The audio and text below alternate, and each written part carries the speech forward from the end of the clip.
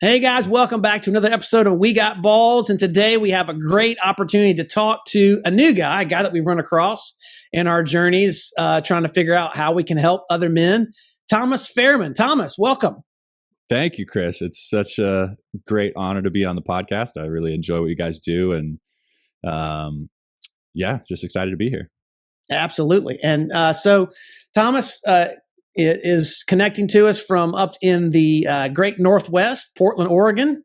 And the reason we really got attracted to Thomas was Thomas is a coach and somebody who runs experiential weekends for men where, God forbid, Thomas, sometimes you get naked together. Oh my gosh. Why would we ever want to do that? And so we were really intrigued kind of with your experiences and how you kind of came to that place, and would just love to have a conversation with you about, as we did a few weeks ago together, Scott and I did, about male body shame and what does it mean to be accepting of my body and to be in the human skin that was made for me. We'd love to have a conversation with you about how you got there, because dude, we want to soak in some of that. And, I love how you were talking a few minutes ago about doing a cold plunge. There's something about taking my body in all of its, reality, whether it's big, small, fat, skinny, strong, weak, and taking it into a physical experience and soaking in that we just want to make a reality in this conversation today. So Thomas, tell us a little bit let's back up. How'd you kind of get into this experiences with the male body? Man, well, it really started back in my childhood years, and you guys point to this a lot, those early childhood formative experiences.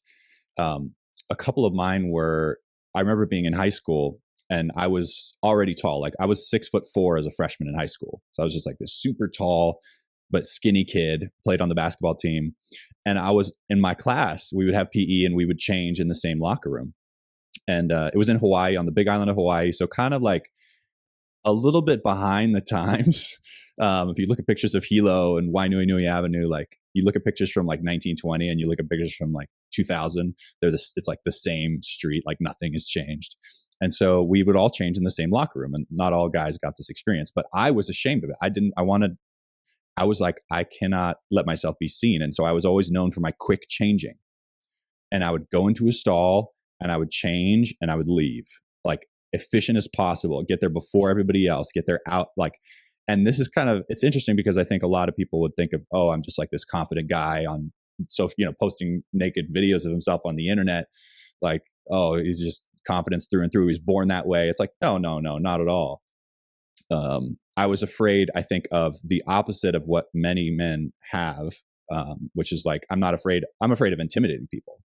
And it showed up in the way it's like the relationship to my body showed up everywhere. It was like how I played basketball. Everybody's like, Thomas, you're 6'5", go just dunk it every time. Like, what are you doing? Like, crush people. And I was like, I didn't want to, I was ashamed. I didn't want to express that side of myself. And so I think I really dialed myself back. I was the gentle giant. And that was how my journey started. So that's curious. And we love to do this, if you don't mind going here. Where do you think that came from? That's a really good question. I mean, as culturally, I think back, you're growing up in Hawaii, right? So you're kind of standing out just from the native culture there.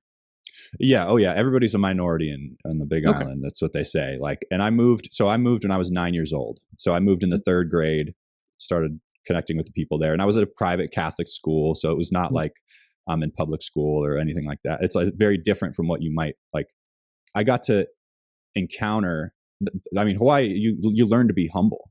Like you learn I'm like, this white looking dude. I got olive skin. I tanned well. And so I actually was darker at the time. And so that's like some of my heritage comes from Mexico. You learn, like, if you walk around like you're hot shit, you're going to get beat up. And we can swear.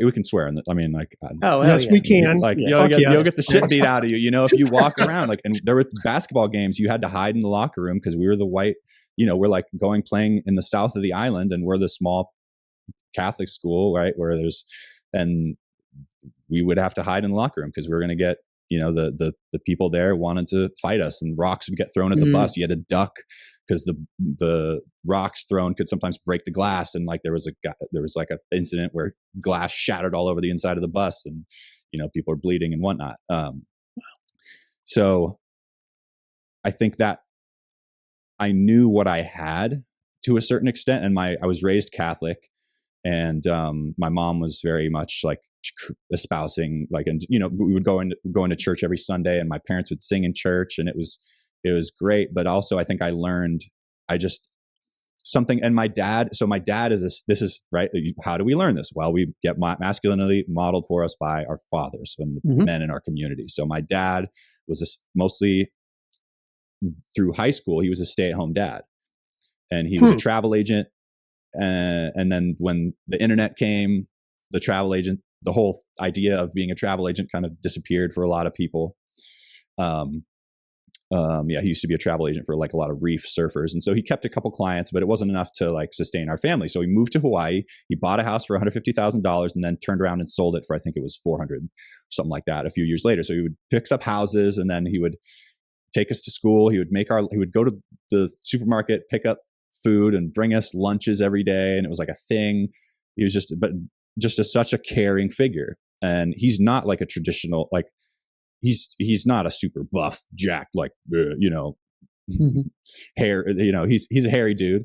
And Dad, if you're listening to this, I appreciate you and all the love you gave me growing up, but he wasn't like very aggressive. Like he wasn't like, I'm going to go out and do my thing and I'm going to take it, and like that kind of mentality. And so I think I grew up with that same sort of idea. Like I'm going to be a little bit more like, I'm going to be more passive. I'm going to listen to the situation. I'm going to respond when I know it's the right thing to do. My dad was very thoughtful. He's like, thinks things through. And so I think that it started to impact me from an early age. So it sounds like your physical presence too, as you started to go through puberty and get taller, that becomes a thing where you feel maybe some shame attached to that because you're standing out. And the thing for you is not to stand out in that environment, right? 100%. Okay. All right. So that makes a lot of sense. So then where does it progress? Where do you end up kind of doing a video where, you're doing naked weekend experiences and putting yourself out there naked on the internet? How did that happen? How do we get from A to B? That seems like a long story, Scott. Take your time with the story, Thomas, because all right, that's a big jump from hiding in the stall to being naked on the internet. Yes, a huge jump. And there's been a lot of different steps to it. I will mention, in my formative years, also a thing was body shame. I was tall, so therefore I shot up like a just Jack and the Beanstalk, and so I was skinny, and I was self-conscious of that. Like as soon as someone was like first talked to me about lifting weights in the 8th grade, and I was like, oh, and so I started to do that, and I really enjoyed strength training, and I took to it. Like I wasn't the biggest, I was never the biggest guy, but I was strong. I would love to deadlifting, squatting, bench, just like that feeling of strength in your body. There was nothing like it. And then using that to help jump higher on the basketball court. And then, so I moved to college. I went to Santa Clara University in the Bay Area and, studied electrical engineering. And, I think after college was really where things started to change for me. In college, I was very like, I was trying to make the basketball team. It's a Division I school. They're doing really well this year. So like, best of luck to the Broncos this year. But I walked onto the team as a practice player, and I was studying electrical engineering, and I was like doing all these entrepreneurship things, and studying entrepreneurship in extracurricular activities, and then when I left college, I was really kind of a mess. By that time, I felt very isolated.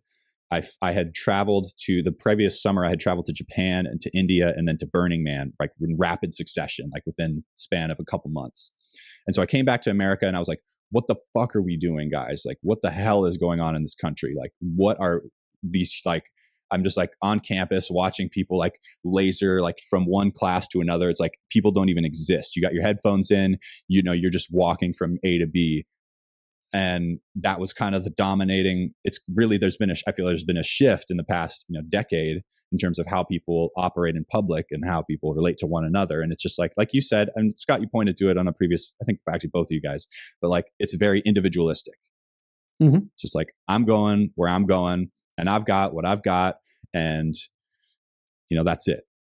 That's my world. And so when I finished college, I felt very isolated. I would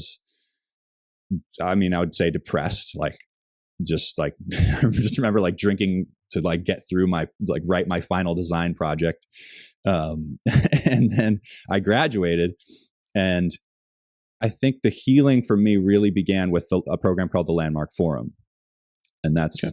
I don't know if you guys have heard that, but it's like a professional growth training and development organization. Mm-hmm. And they do this 3-day weekend where you get to really clean up some things from your past. You go back to all the things that you did and mean it, like all the weight that there is about life that's kind of on you. And you get to go through a process to help heal that, and involves reaching out to people in your life and whatnot. So I walk out of that program, and there's a sense of freedom. There's a new sense of freedom. Like I've had this burden on myself. And when I graduated with my electrical engineering degree, I knew I wanted to be a coach. So again, it's like this holding back, right? This is like for any men out there who's like, you're holding back something because you're afraid of what will happen if you do that thing. I'm like, I know I want to be a coach. I know I want to do something on my own, entrepreneurial, but I got this electrical engineering degree. And my dad was like, I remember having a conversation with him at the end of college. I was like, Dad, what do I do? I'm graduating.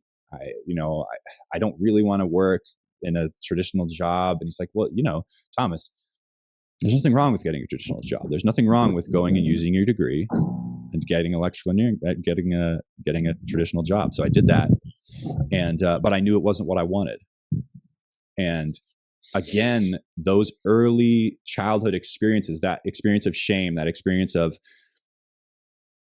if I express myself, it's not going to be accepted, and it's going to hurt people. Yeah, I think let's pause right there, because I think that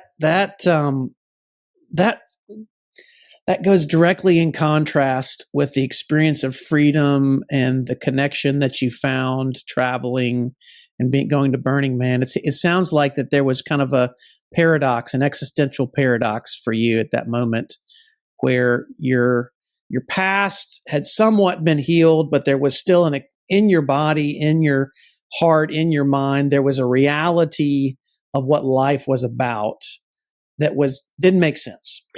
And let me give some language to this that we like to use. So there's this kind of constant tension that we have between attachment, feeling connected to others, and authenticity, being my genuine self, not feeling like I have to change myself to be attached, but I get to express myself and stay attached. And so many of us in our developing years, we figure out real quickly, I have to give up my authenticity to stay attached. I'm going to lose core relationships in my life if I express my desires, my emotions about my desires.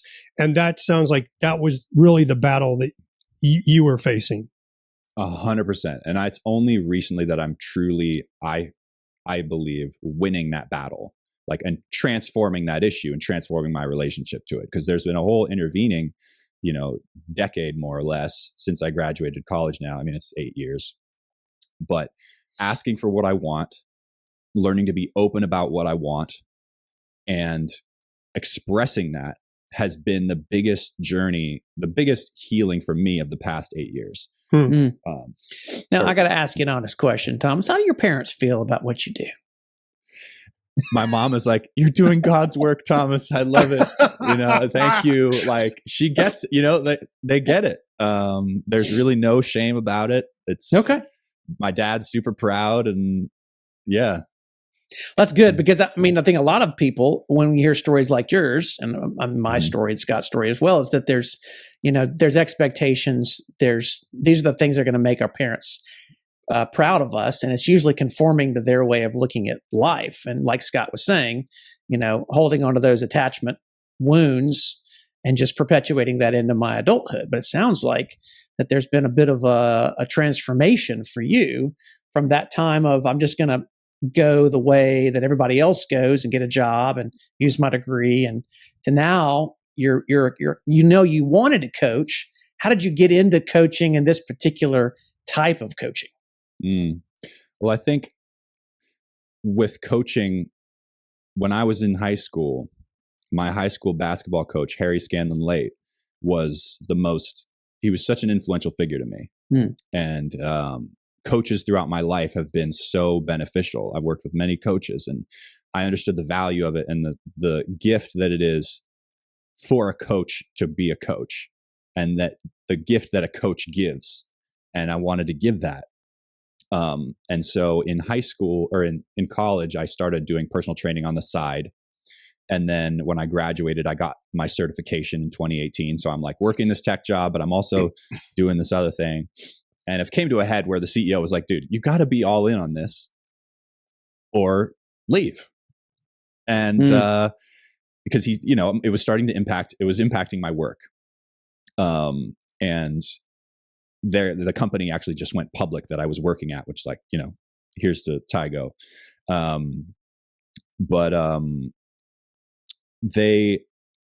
That was a gift because it forced me to go out on my own and forge my own path.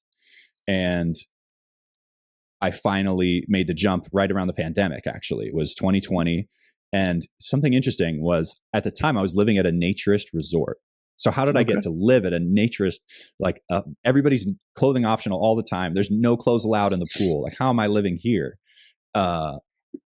Well, my wife and I were in the Bay Area, Silicon Valley, San Francisco. She worked in the city. She commuted 2.5 hours each way, 2.5 hours up, 2.5 hours down. But we wanted to live in nature. We wanted to live in the wild and be like somewhere where we could be outside. And that was such a huge part of this whole thing. Like, there is this, I grew up, I was always outside. I was barefoot. We were like, throwing lemons at each other for fun, climbing trees. And you're in Hawaii, you're in on the Big Island. It's very country, very rural, for the most part. That was so important to me. And so when I went to college, that was one of the biggest hardships, was being away from that environment where I was constantly outside, constantly in the sunlight, just out in nature. That was such a healing and such an important source of energy for me. And so when I went to college and started, I'm sitting at a desk, I'm just focused on okay, you got to listen to this professor, and then you got to do this, you got to work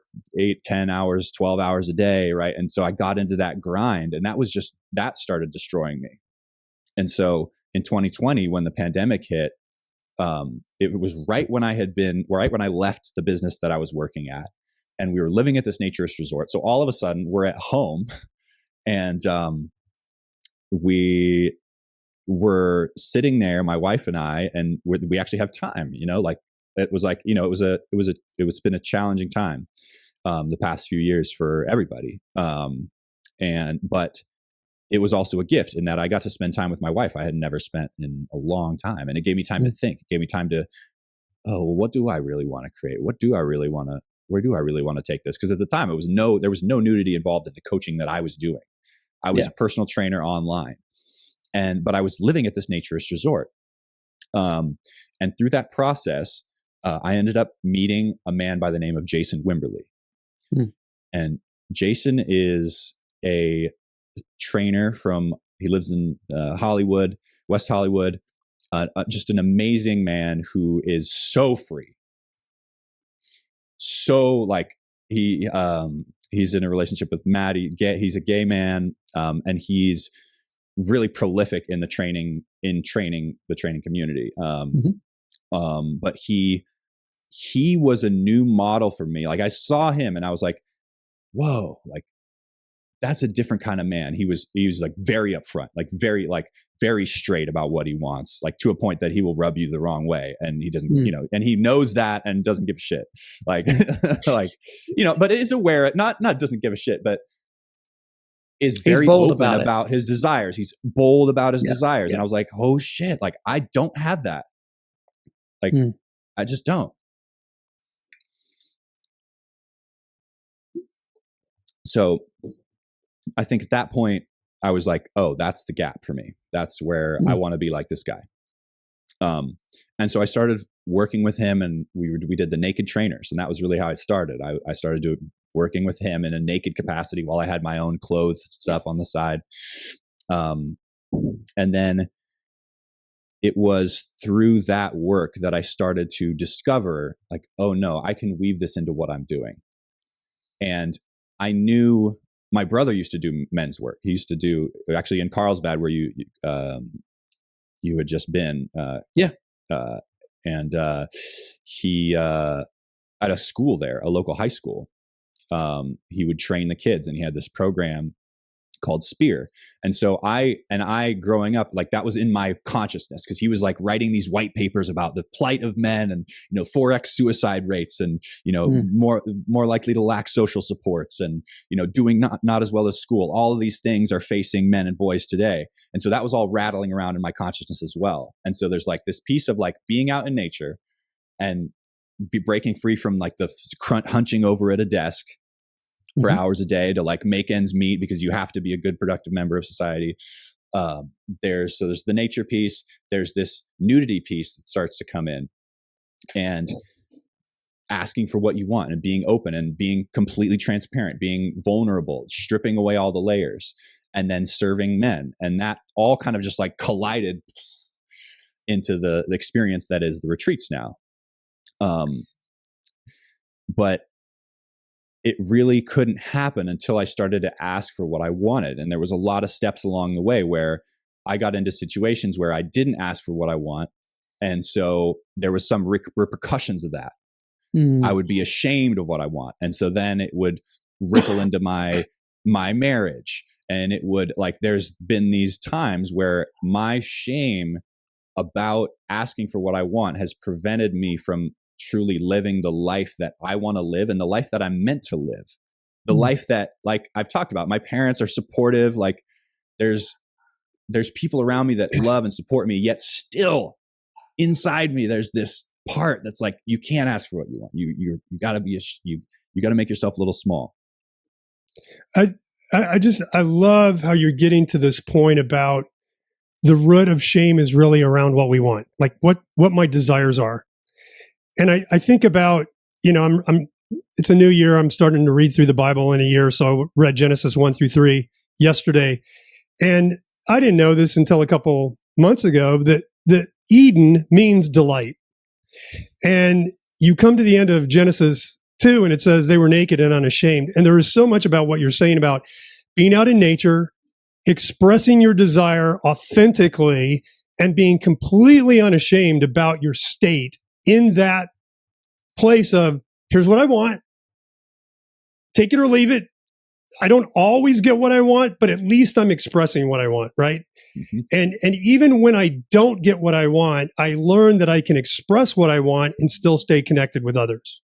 And it seems like you've kind of packaged all that up in your own experience, and now you're making that available, to guys who, frankly, like everything about what you said about men in society, plus that still, it's the highest suicide rate is men in their 40s who have no connection, completely isolated, no sense of purpose, because they've taken their authenticity, they've taken their desires and buried them under a layer of shoulds and must-haves and oughts, and they've lost their true self.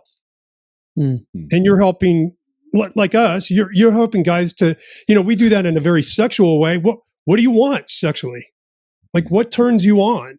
Where's that coming from? What's the story around that? And it sounds like you're doing that in a whole kind of other vein that adds on to this is, hey, what brings you to life, in your connection with others, in your connection with your own body? So what did you find out when you started coaching guys in this? What happened? Well, I want to point back to something you just said, which is it starts. You said you're doing it in a different way, right? You guys are doing it in a sexual way, And I think what I've heard in listening to the podcast and what I've gotten out of it is like, no, these things are so connected. Like, yes, Yeah, they are. it's one and the They are. same thing. And you like, and when you transform it over here, it ripples out. And so like those experiences early, just in listening to the podcast, again, like those early experiences in the locker room, being ashamed to ask to just be myself, like just embody a tall, like commanding presence. I was too ashamed, had to pull back. Like that rippled into my sex life, that rippled into my business life, that rippled into my relationships, that ripples, like that's still something even in this, in this conversation, in every conversation I have, it's like, am I going to say and ask for what I want, or how am I going to, navigate to just, stay in the background and give everybody else what they want, That is so good, man. Yeah, but Thomas, I got to ask you, why do you want to be naked, man? I mean, come on. It's just so much easier to just, hang around and hang out with the boys and smoke some cigars or pipes and drink a little bit. I mean, that's such a safe way to do it, right? I mean, that's risky enough. Why I got to take my clothes off, man? Yeah. Why? Yeah. People ask me why. I mean, so that's a valid question. And I recorded a video recently about this, the 4 benefits of social nudity for men. And that was kind of what blew up on Instagram and whatnot, and Vimeo. There's so many benefits, but the point, where I'll start is like, it's our natural state. It's the state of being just, this is how you wake. This is how you were born. Like you came into this world, you didn't have any clothes. They're not a part of you. They're not like, and so the goal is to strip away that which is not you. And so often we're in situations, we're in conversations, and we're being someone that we're not. We're being something that we were given. And we're not being who we're here to be. We're hiding our authentic selves.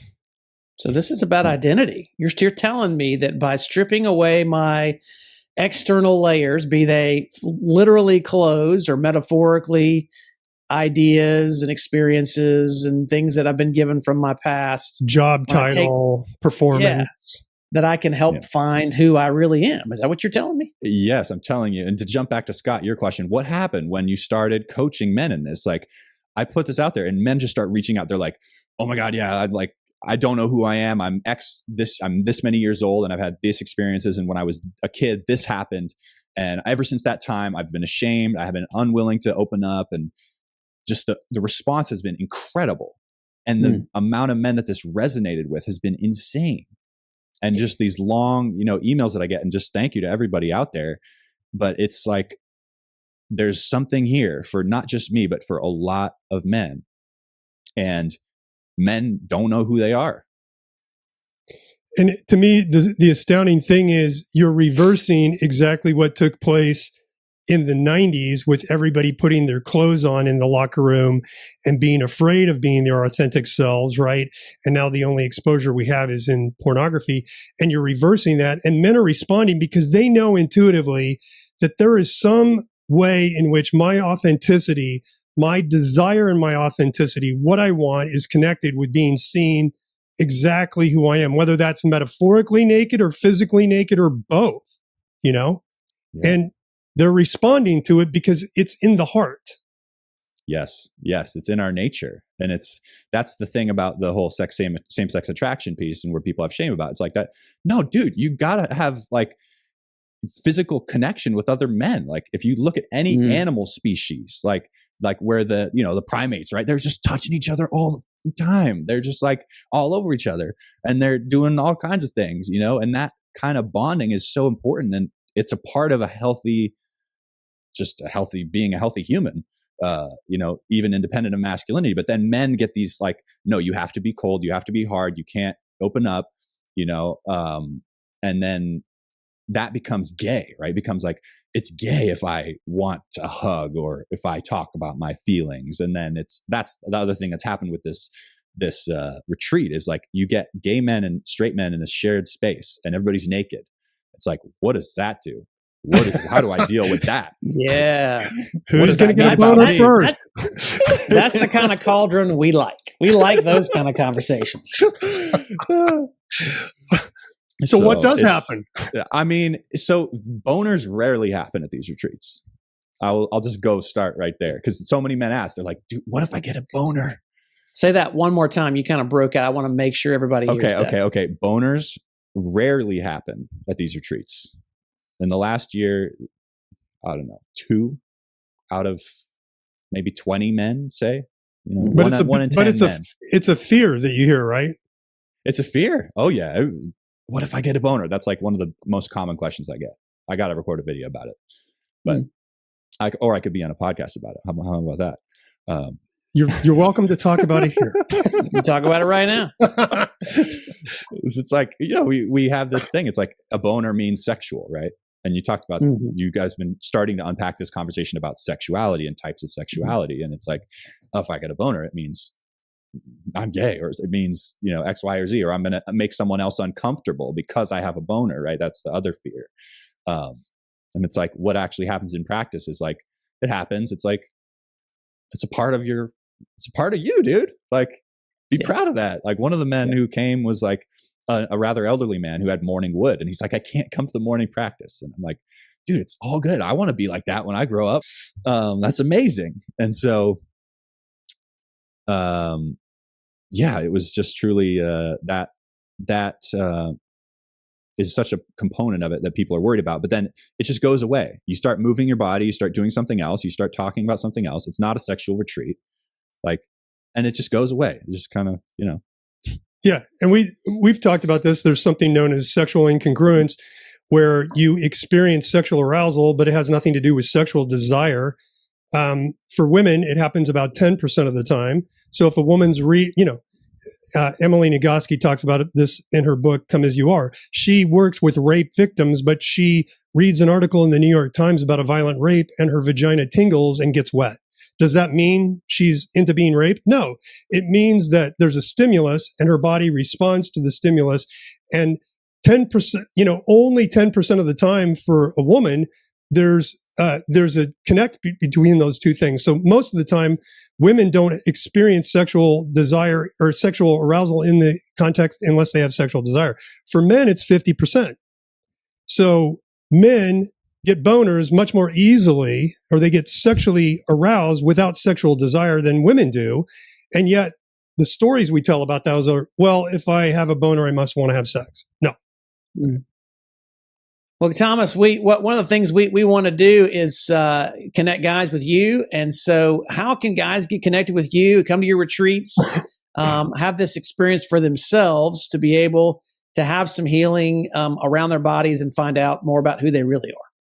So the great way to get started is to go to the website, WYLD Men. So WYLDMEN.com.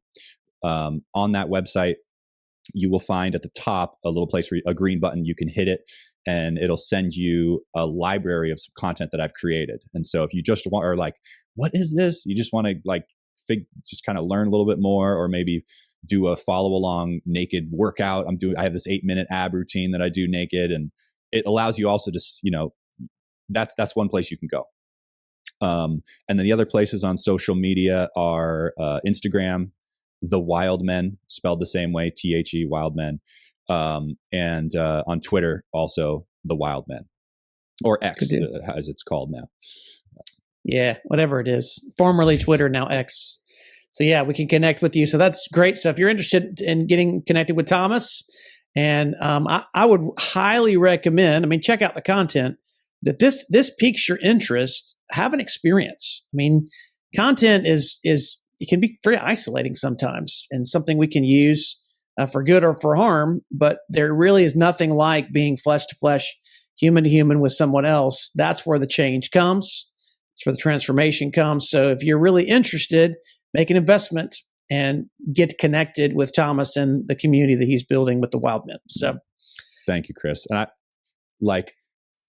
it doesn't the healing doesn't happen until it's in your nervous system, until it's subconscious, until it's really, really, you don't have to think about it. And that happens through visceral, real life experiences, embodied experiences. And that is what this retreat is. And that's what you don't get by just watching videos on the internet. Because that, by the way, that's also how the trauma gets embedded in your nervous system, is you have an embodied experience. You get penis shamed, you get fat shamed, you get no body hair shamed, you get too much body hair, whatever it is, that gets encoded in how you respond then to others because it's a threat.